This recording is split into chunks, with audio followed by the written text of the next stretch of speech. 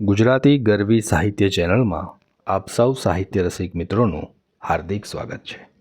સુખના સ્મરણોમાં ઊંડું દુઃખ છે, દુઃખના સ્મરણોમાં ઊંડું સુખ છે.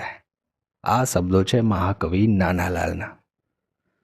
ગુજરાતી ગરવી સાહિત્ય ચેનલમાં આજે આપણે આ પંક્તિનો અર્થ વિસ્તારથી સમજવાના છીએ. કવિ નાનાલાલની આ પંક્તિ માનવીના મનની અત્યંત સૂક્ષ્મ અને સંવેદનશીલ ભાવજગતને ખૂબ સારી રીતે સ્પર્શે છે. જીવનમાં સુખ અને દુઃખ બંને એકબીજાની સાથે જોડાયેલા છે. એકનું અસ્તિત્વ બીજા વિના અધૂરું છે. માણસ જ્યારે સુખના દિવસોને યાદ કરે છે ત્યારે મનમાં આનંદની સાથે એક અનિવાર્ય ખાલીપો, એક તીવ્ર વ્યથા પણ જન્મ લે છે. કારણ કે તે સુખ હવે ફક્ત સ્મૃતિ રૂપે જ બચ્યું છે. એ સ્મરણો મીઠા હોવા છતાં ગુમાવેલા સમયની કસક હૃદયને ઝંખે છે. એ જ સુખના સ્મરણોમાં ઊંડું દુઃખ છે. ઉદાહરણ તરીકે એક વૃદ્ધ વ્યક્તિ પોતાની યુવાનીના દિવસોને યાદ કરે છે.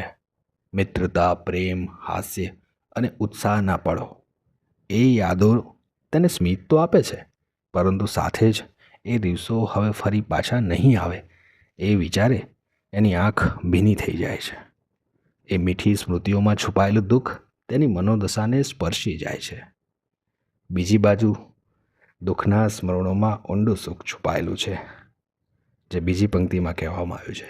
દુઃખના સ્મરણોમાં ઊંડું સુખ છે એટલે કે જ્યારે માણસ ભૂતકાળના કપરા સંજોગોને યાદ કરે છે ત્યારે તેને પોતાના ધૈર્ય સંઘર્ષના દિવસો યાદ આવે છે.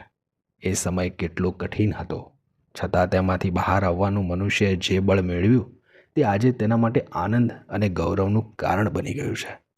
આ પંક્તિ આપણને બોધ આપે છે કે જીવન એક સંતુલિત સંગીત છે, જ્યાં સુખ અને દુઃખ બંને સ્વર રૂપે જોડાયેલા છે.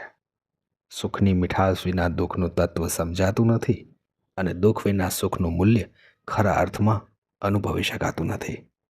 જીવનના દરેક અનુભવમાં એક અનોખું પરસ્પર સૌંદર્ય છુપાયેલું હોય છે.